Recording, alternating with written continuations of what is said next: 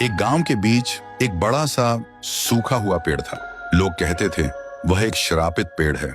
जो भी उस पेड़ को काटने की कोशिश करता, अगली सुबह उसका ही सर कटा हुआ मिलता उसी पेड़ के नीचे। और अजीब बात यह थी कि हर पूर्णिमा की रात के बाद उस पेड़ से एक लाश लटकती हुई मिलती थी। गांव वाले सहमे रहते थे, पर असली राज किसी को नहीं पता था। फिर एक दिन गांव का एक जवान लड़का राइस्टार एक पंडित के पास जाता है और कहता है, बाबा, क्या कोई उपाय नहीं उस भूतिया पेड़ से गांव को बचाने का?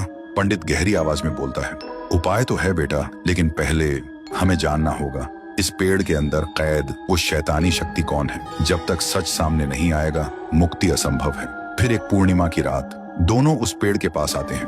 पंडित पेड़ के चारों ओर अग्नि की लकीर खींचता है और मंत्र करने लगता है।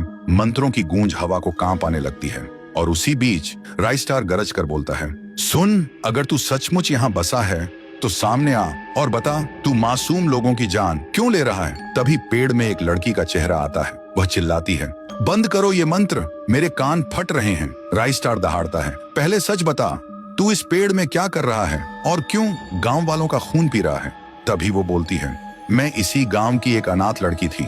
मैं इसी गांव के एक लड़के से बेइंतहा मोहब्बत करती थी। हम दोनों बहुत खुश थे, लेकिन जब सरदार को पता चला उसका खून खौल उठा, क्योंकि वो दरिंदा मुझे अपनी हवस का खिलौना बनाना चाहता था। उसने मेरे प्यार का सर काटकर नदी में फेंक दिया और फिर मुझे सबके सामने झूठा ठहराया। चिल्ला चिल्ला कर बोला, ये लड़की अपशकुन है, ये श्राप है, इसे मारना होगा। और फिर उस राक्षस ने मुझे इसी पेड़ पर सबके सामने जिंदा लटका दिया और मैं चीखती रही, मरती रही, लेकिन कोई बचाने नहीं आया। तब से मेरी चीखें, मेरी सांसें सब इसी पेड़ में कैद हैं। और अब मैं सिर्फ एक चीज चाहती हूँ, उस दरिंदे सरदार का सर। फिर सुबह होते ही राइस्टार और पंडित गांव वालों को पूरा सच बताते हैं। सुनते ही पूरा गांव आग बबूला हो जाता है और दूर छिपा सरदार सब सुन रहा होता है। गांव वालों का गुस्सा देखकर उसके पैरों तले जमीन खिसक जाती है। फिर रात को डर से कांपता सरदार अकेला उस पेड़ के पास आता है। पेड़ से वही आत्मा गरजती है,